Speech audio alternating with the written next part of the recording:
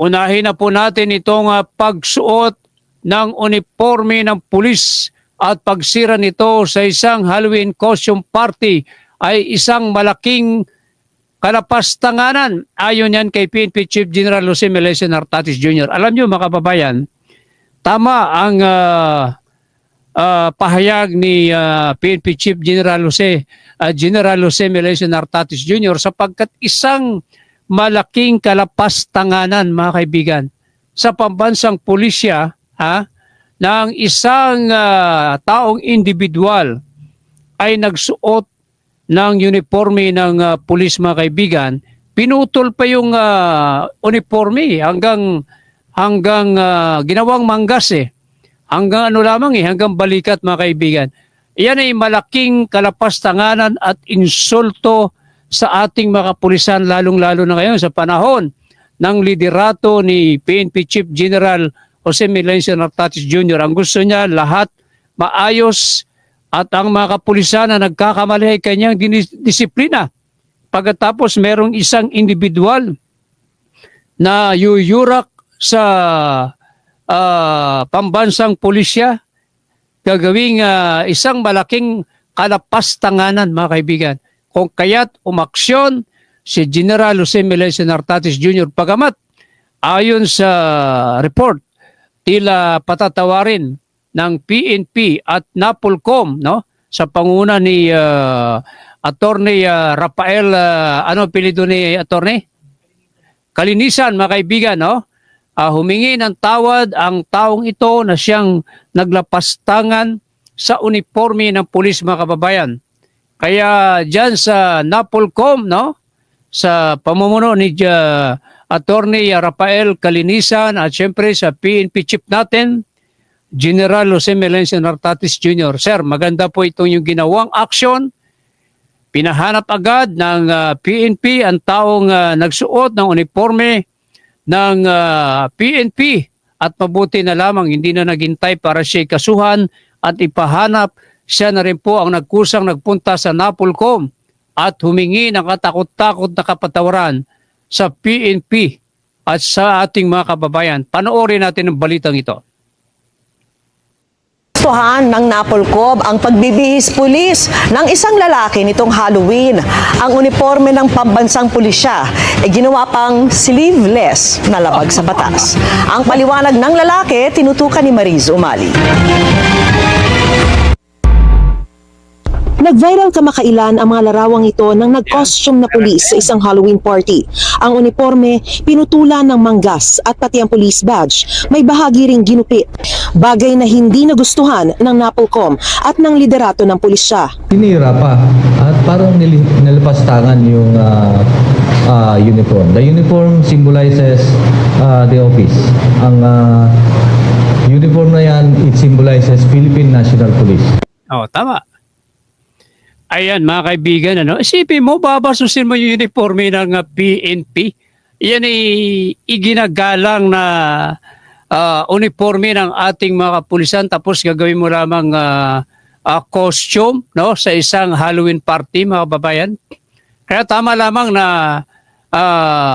umaksyon ang PNP, umaksyon ang NAPOLCOM kung kaya't ayun, tinama ng magaling na lalaking yun. At humingi ng katakot-takot na tawad sa NAPOLCOM at sa PNP mga kaibigan. Ito pa, isa pang magandang ginawang aksyon ni PNP Chief General Jose Melesio Nartatis Jr. kung saan may isang police vlogger mga kababayan. Dapat magsilbing aral ito sa mga police na social media influencer. Mag-isip-isip kayo maigi kung ang inyong pagbablog tungkol sa magandang ehemplo ng PNP, pwede.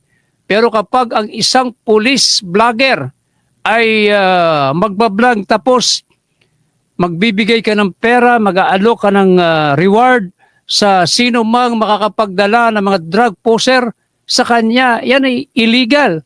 Yan ay paglabag sa karapatan pantao. May paglabag yan sa human rights. At hindi nagustuhan ni PNP Chief General Jose Melesio Nartatis Jr. ang ginawa ng vlogger na pulis na yon, kung kaya siya tinanggal sa pwesto at iniimbestigahan na, ha? Iniimbestigahan na siya ngayon ng kapulisan dahil yan ang marching order ni PNP Chief General Jose Melencio Nartates Jr. Pagsilbing aral po yan sa mga pulis na vlogger na pag-isipan maigi bago yung pagbablog nila dahil sigurado matatanggal kayo katulad ng pulis na ito na inyong mapapanood. Panoorin natin ang balitang ito. At tinanggal sa pwesto ang isang pulis na nakatalaga sa Talisay, Cebu. Dahil po yan sa controversial na Bring Me Challenge sa kanyang vlog. Saksi, si June Veneracion. For 2,000 pesos, bring me 2,000 ha, drug user. Binigyan ng twist ng isang vlogger na pulis ang darong Bring Me. Mas malaki ang kanyang offer kung ang madadala sa kanya ay drug pusher. And for 5,000 pesos, dali ko ninyo og street level drug pusher. O sa pa inyong yulat, attack na mga adik.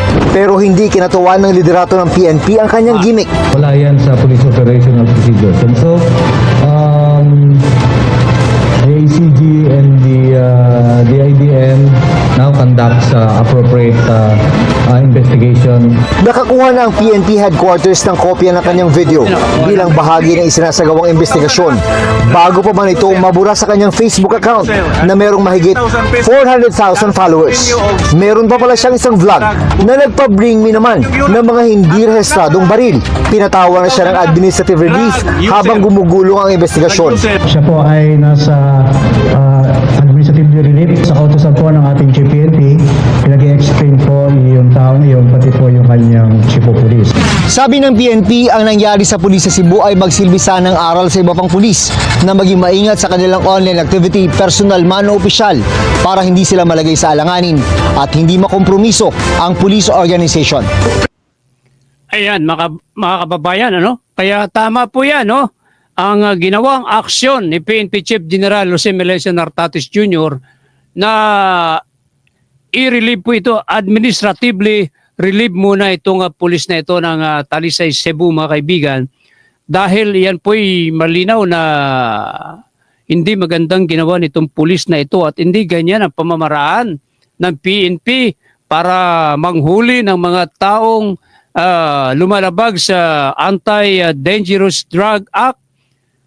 Yung mga poster na yan, yung mga user na yan, hindi ganyan ang paraan na pagbibigay ng award. Kaya sa mga pulis na may mga social activities sa Facebook, sa YouTube, magsilbing aral po ito nangyari sa pulis na yan. At siya ngayon ay tinanggal na habang gumugulong ang investigasyon laban sa pulis na yan.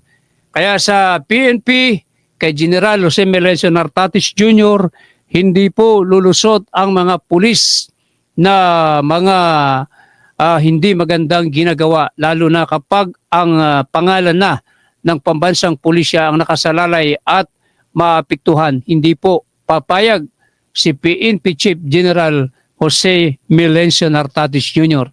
Mabuhay po kayo, General Jose Melencio Nartates Jr., 10 ng iyong mga tauhan diyan sa pambansang pulisya.